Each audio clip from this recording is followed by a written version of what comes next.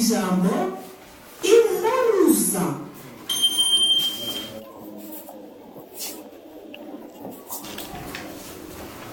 Ni byiza cyane.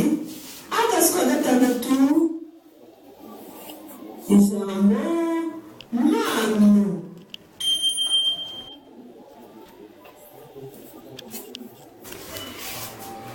Mwakoze mwari komezanya n'abana imyitozo kutundi tuzi dusigaye mwumva mwamusigara amasegonda 5 ngo murangize. Genda mukashaka indwi mushirutse bivanye ku ijambo ivuriro. Mwaribonye? Komeze tujye mu kazi ka 8 mushake mushyire itungo kirwanya ijambo umuti. Mwaribonye?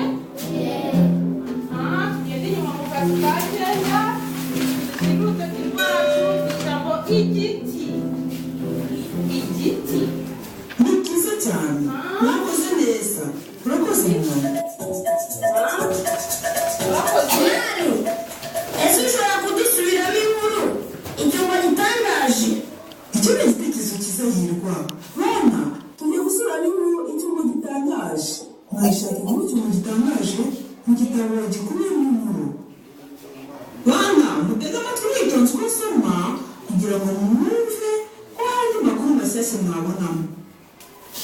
Fata igitabo ku buryo abantu bose bashobora kubona amashusho.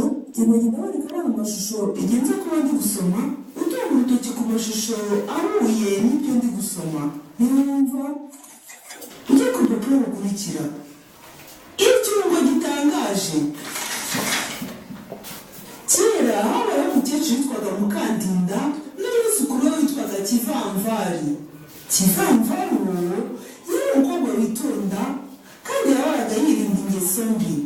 Imvura yamaze amezi menshi itagwa, maze Mukandinda agira impungenge z'uko azabaho kubera ko imyaka yari yarapfuye yose, yaba iyo mu kabande, iy'imisozi, ku buryo nta cyo kurya bari bagifite.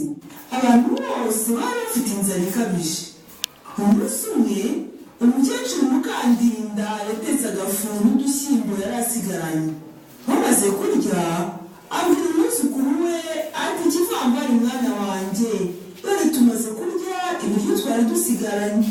Imvura yarabuze kandi nta kindi cyo kurya dufite. Kivamvari abyumvise aratekereza maze aravuga ati, aha, mfite igitekerezo. Simfite amafaranga yo guhaha, ariko reka mfate inzira ngende imihanda yose, haba mu ishyamba cyangwa mu mibande, nshake imbuto n'inkeri buri wese ashobore kurya ahage. Nuko Kivamvari afata inzira ajya mu ishyamba. Aragenda agenda yivugisha atewe nayo ngo ni umuntu wamufasha akampa imfashanyo. Nuko arabukwa igiti cy'ibinyomoro, ariko cyegereye abona cyarumye. Arabuka igiti cy'indimu, ariko kigeze iruhande abona nacyo cyarumye. Nuko Kivamvari acika intege yicara munsi y'igiti ngo aruhuke. Izuba ryari ryacanye cyane, nuko agwa agacuho maze arasinzira. Abyutse abona umukecuru wari uhagaze aho. Yari afite imvi nyinshi, yari afite imbere y'umuntu w'umuhanga. Yari ateruye mu ntoki ze icyumba gifite indiba nini gisa n'akabindi gato.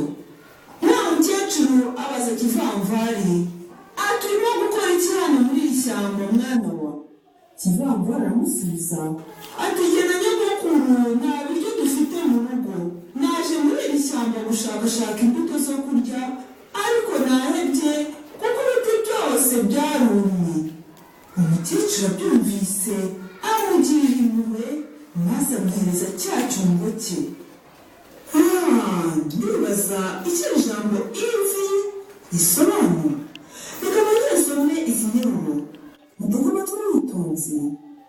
Abyutse abona umukecuru wari uhagaze aho.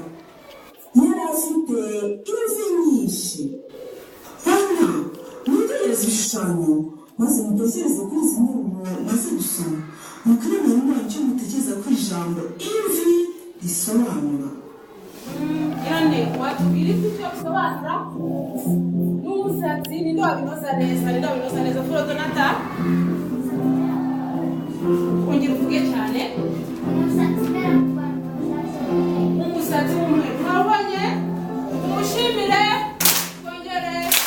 Ndabizi ndatekereza ko ijambo ivi risobanura umusatsi w'umweru umera ku mutwe w'abantu bashaje kubera ko ku bishushanyo umukecuru afite umusatsi w'umweru.